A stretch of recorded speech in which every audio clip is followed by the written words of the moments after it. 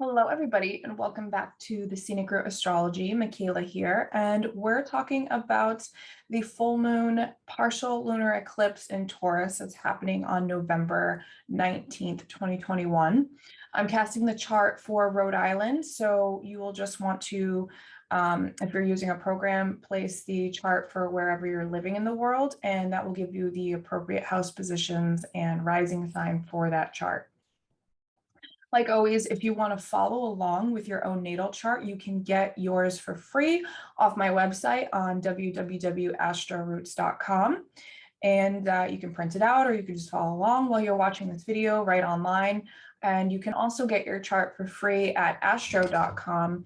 And in that program, you'll be able to put in some fixed stars or asteroids that I'm going to be talking about during this video today. If you have any planets or angles on the fixed signs at 26 to 28 degrees, these are going to be heavily hitting your planets. And it will be especially important for you during this eclipse. So it's an eclipse, okay? And eclipses are big energy, okay? The type of energy that an eclipse brings in is going to impact your life for the next 6 months. And it usually brings in some type of transition. With a lunar eclipse, we often have to remove something within our life dynamic. And with a solar eclipse, we're bringing something in. And, you know, when you need to make space in your life, like that does allow you to bring new energy in, to bring growth and expansion in. And we're constantly growing and evolving, right? This is why I study evolutionary astrology, so we can continue to grow toward our life path and our goals. And with this energy, that the first eclipse that's going to start a total cycle over the next 18 months of Taurus and Scorpio eclipses, this one is very impactful. This is kind of setting up the foundation of the nodal shift that we're going to be going into at the beginning of 2022, the Venus retrograde cycle that we're beginning for the next 4.5 months, and just a lot of major transits that are coming up for the next year, and the United States Pluto return. So I actually feel like this eclipse is really, really important for understanding where your values stand and where you feel safe and secure, and really getting a good footing on you know, what is of your own truth, what is of your own value, and really being able to stand in that and speak your truth in that way. And over the past couple of days leading up to this energy, we've had some oppositions with Uranus in the play, and Uranus is a major player in this whole entire eclipse portal over the next couple of weeks. And I do want to mention too, with eclipse season, that the portal and the veil between our higher self or our connection to other realms is thinner. So if you're feeling more psychic intuition coming in, or you're experiencing like weird things or really big downloads, or these pushes and pulls in your body or in your energy, really maintain a grounding, work with the root chakra grounding techniques during this time, because the veils are thin. So we're able to communicate to our guides and the other spirit realms easier. If you look online, a lot of people right now are getting channeled messages in from the Pleiades, because this eclipse is happening in that constellation in the sky. And a lot of people work with the Pleiadians. A lot of people are able to channel them in their messages, and they're very important. And they're a very friendly, warm, loving constellation that wants to provide us a resource for all of humanity. They want us to all work together. And I think that this eclipse is going to begin to fall things apart so that we can start building things back up and putting them together in a bigger collective place. And this might be that repeating theme as the United States gets their Pluto return in Aquarius next year at the end of 2022. Okay. And if you are old enough and you want to track this, there is a repeating theme because eclipses have a 19-year cycle.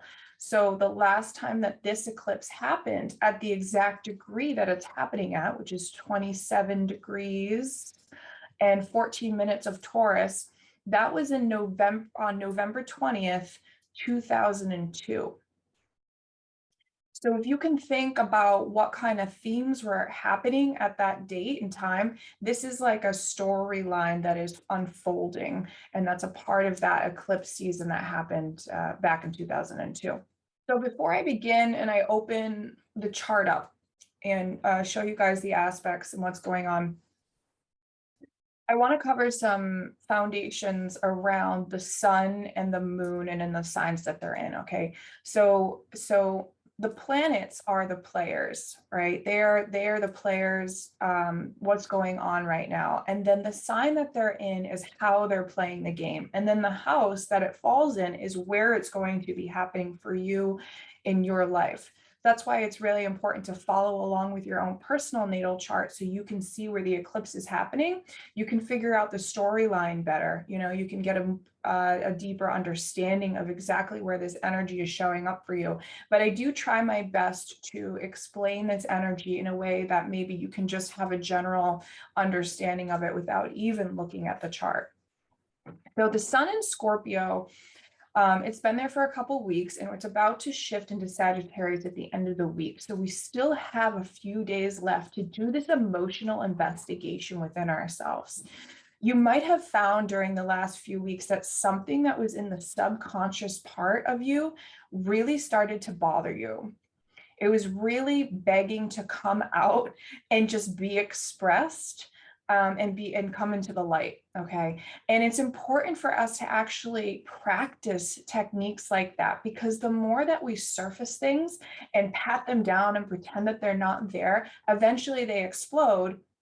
And they will, especially when we experience the sun opposite Uranus, which we have in like a few days ago, Mercury opposite Uranus, right? Where a few days ago, people might have been like very argumentative, or they might have revealed to you something that you weren't expecting to be shown. You know, a truth might have come out, a piercing truth, in fact, a truth that is so clear and so sharp that it's just out of left field. And the reason why I say that is because Uranus is piercing. It's erratic, it's spontaneous, it's shocking, it shakes things up, and then they are not the same again, right? And so when it was opposing Mercury and Scorpio, Mercury is our communication planet. It's how we get information from our left brain and process it in. And it's how we express ourselves, the words that we choose, the information that we take in and we give out. Running through the sign of Scorpio, it was moving through these emotional undercurrents within our psyche. It was bringing up fears or secrets. And with Mars in this play as well, Mars now is going to be following in Mercury's footsteps, and it's also going to form that same opposition to Uranus. Actually, I'm going to pull up the chart so you guys can see right here. Here we go.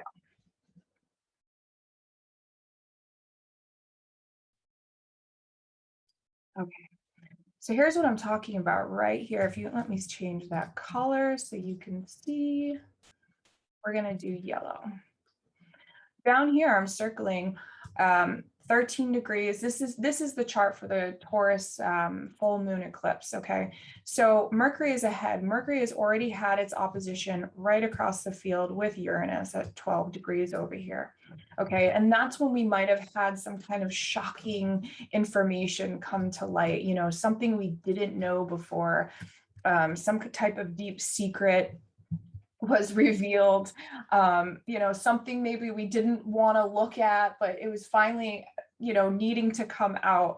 And it's healing to do this, you know, but there is a shocking effect, especially for other people. Sometimes when we reveal something, we can make somebody else uncomfortable with this type of news. Okay. And it's all about us working with each other in this world, like trying to express ourselves, trying to create our own stability in our foundations and be true to ourselves, but we have to work with each other, right? And so sometimes this affects other people. And so Mars now is following the footsteps. The secret was revealed. Now Mars comes in, and Mars rules our desire nature, our action, and our will.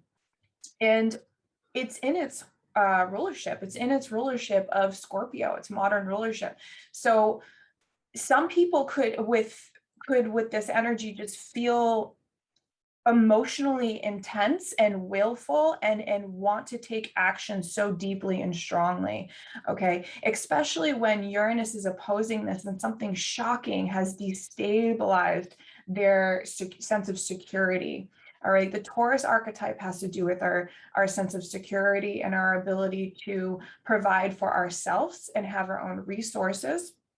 And sometimes with Taurus, people can cling on to things too much. Okay, it's almost like this hoarding kind of energy because they don't want what they have taken away from them, right? Taurus is all about having that resource. It rules money, it rules food, it rules safety and security. And sometimes Uranus transiting through here is shaking it up and taking away something. And the reason why I say take away is because with Scorpio, it's on the opposite axis of Taurus. These two are deeply involved together. And with the Scorpio archetype, we will experience loss. We will experience things being taken away from us. We will experience abandonment, betrayal, mistrust. And it's actually a part of our soul's evolution and growth to gain a wisdom from these experiences. All right, it's always a risk when you merge with somebody or something, or you get connected to something in a deeply scorpionic way, a deeply emotional, intense way. There's always a risk because there is guaranteed loss at one point with that. And I don't mean to sound like scary, but let's think about it. Even if a couple is married, for instance, for 50 years, one day one of them is going to pass away. It's guaranteed that one person will go, right? So with the Scorpio archetype, we are asked to surrender to that merging and have a knowing, always have a knowing that this is actually for your own benefit, because through those really hard times or experiences where what you were clinging onto for so long is lost, the attachment is gone, or the bond is broken, because Scorpio energy is deep bonds.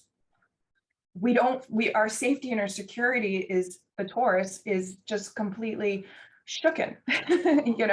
We're like, oh my God, what happened? What do I do? The healing, we can fear that we're not going to get that type of energy back, right? When we surrender, when we decide to merge ourselves in through an emotional way or a behavioral way, we form some type of attachment somewhere. We can get scared and nervous that we won't get it back if we lose it. All right, and that's kind of a shadow quality here on this axis, where the healing is that these experiences of loss, of abandonment, of betrayal, of mistrust teach you more how to love yourself and bring you back into that Taurus energy, which helps you establish your own sense of value and resources. All right, it's where you can build yourself up stronger in these moments, because loss is coded in already in attachment. It's a part of the life cycle, like the seasons.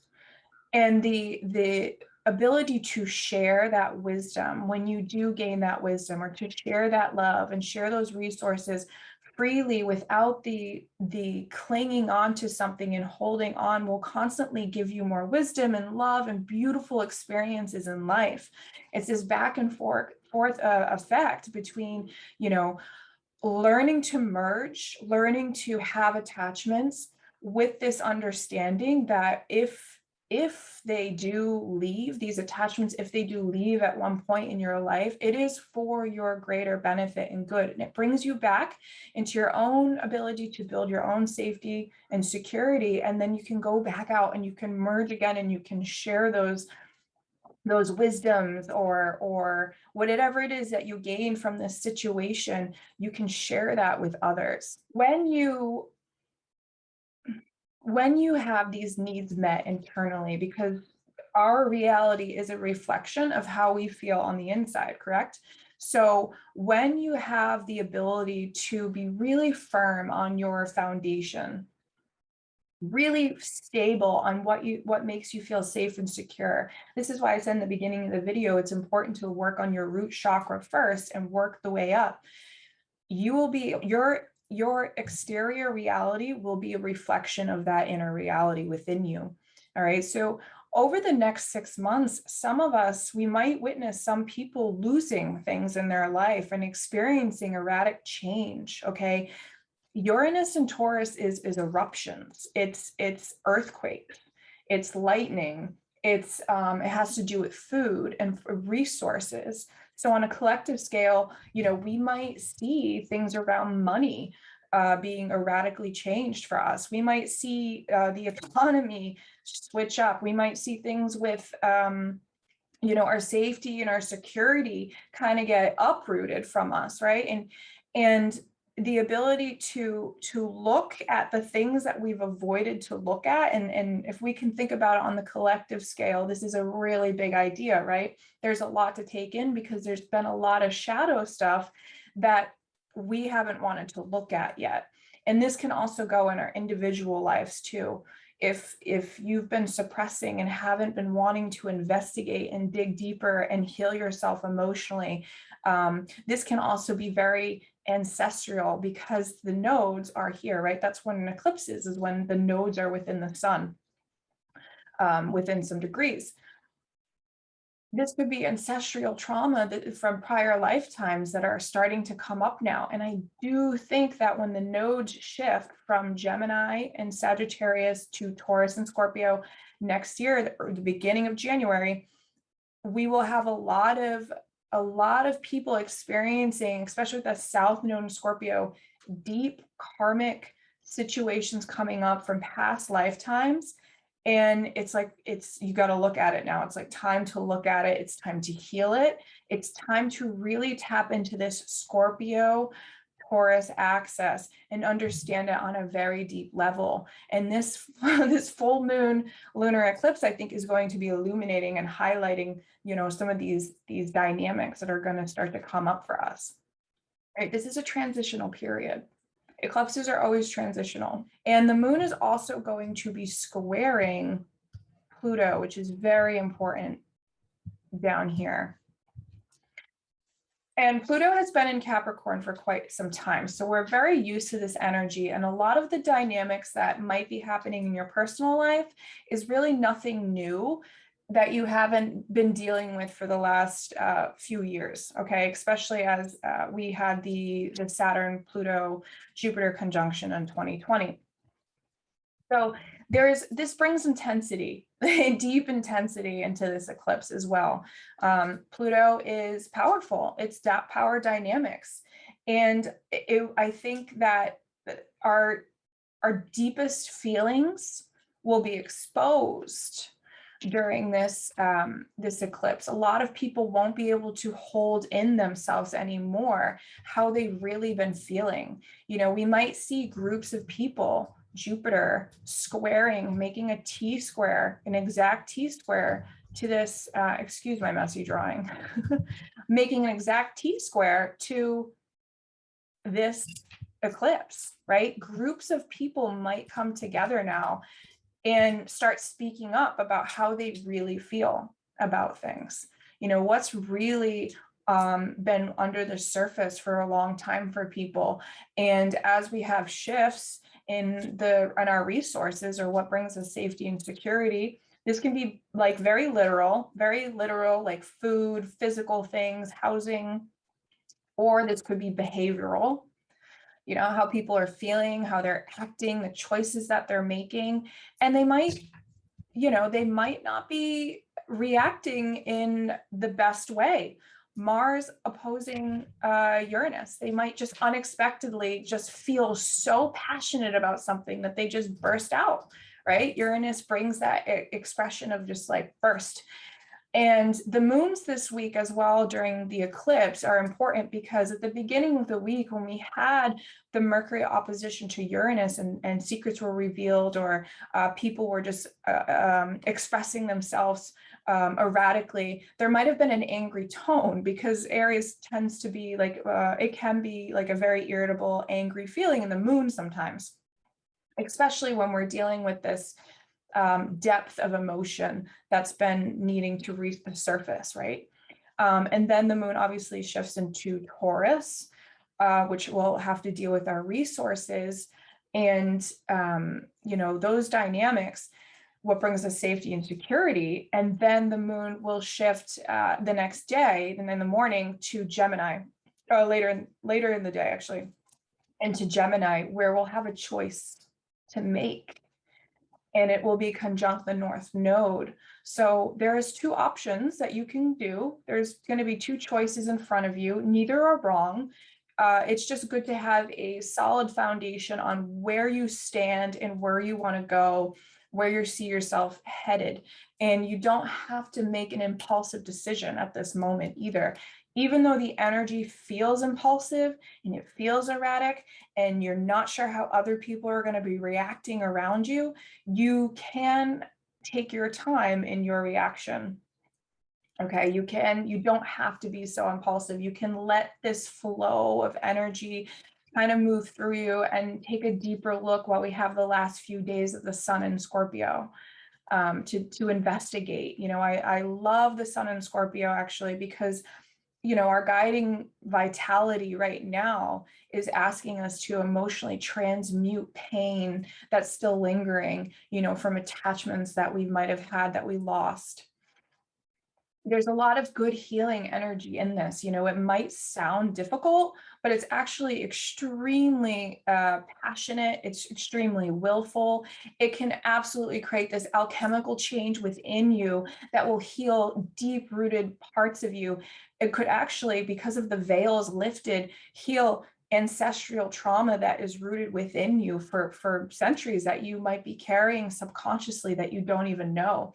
And I would pay attention to your dreams and how you feel and your downloads, because this Uranus energy holds so many lifetimes of memory. Okay, it's the higher octave of Mercury. Mercury is our personal planet and how we communicate and how we transmute information in.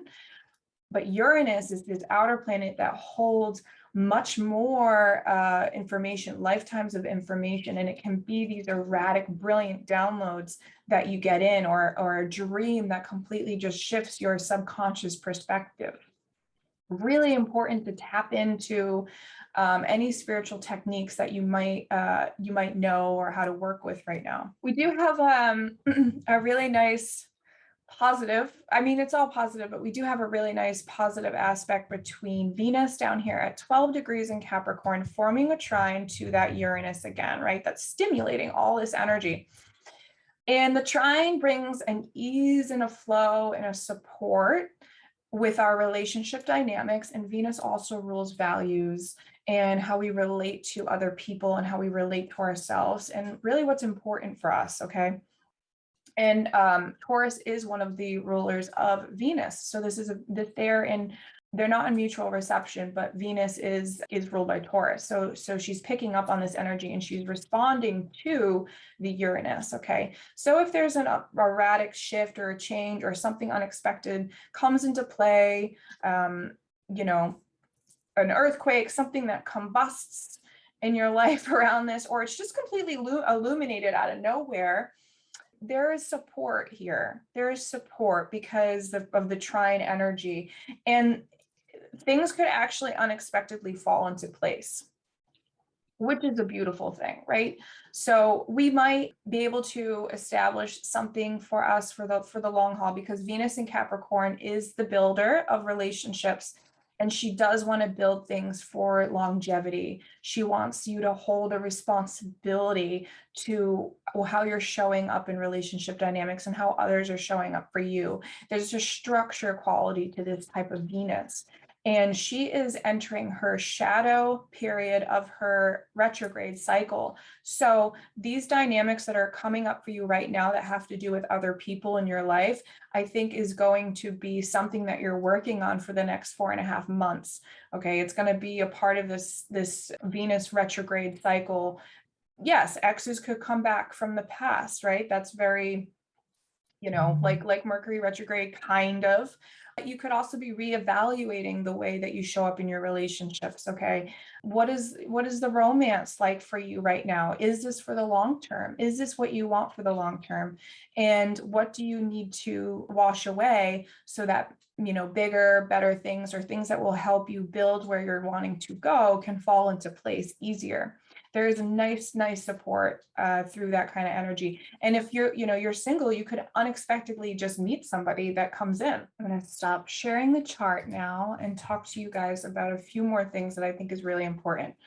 So a few days before and a few days after, the sun is going to be working with Neptune. Okay. And so Neptune's bringing in this dream-like quality. Like, what do you want? What is your dream for the future? How can we have a more wholesome, unifying experience for your higher self and your higher good?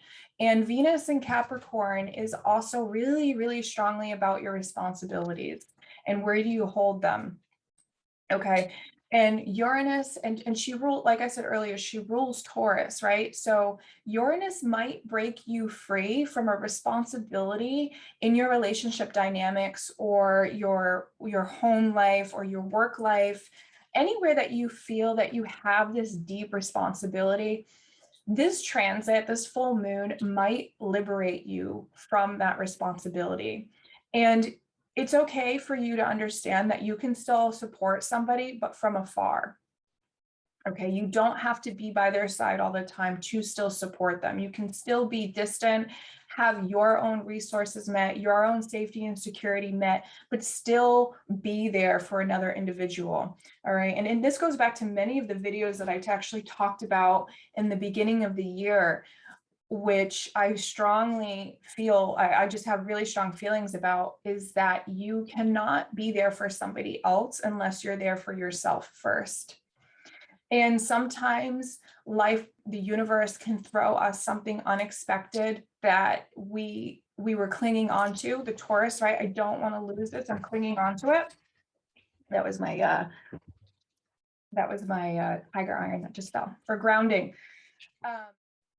It can break you free from this, and you've been holding on too long, right? You haven't been able to step into your own empowerment and fulfill your own needs because you've been clinging on for a while. So in a way, this energy is beautiful for liberating people from those dynamics, something that really just needs to shift. Don't forget that the North Node is still in Gemini. So the North Node still really wants you to be thinking and communicating and be really, really clear about what direction you're headed in.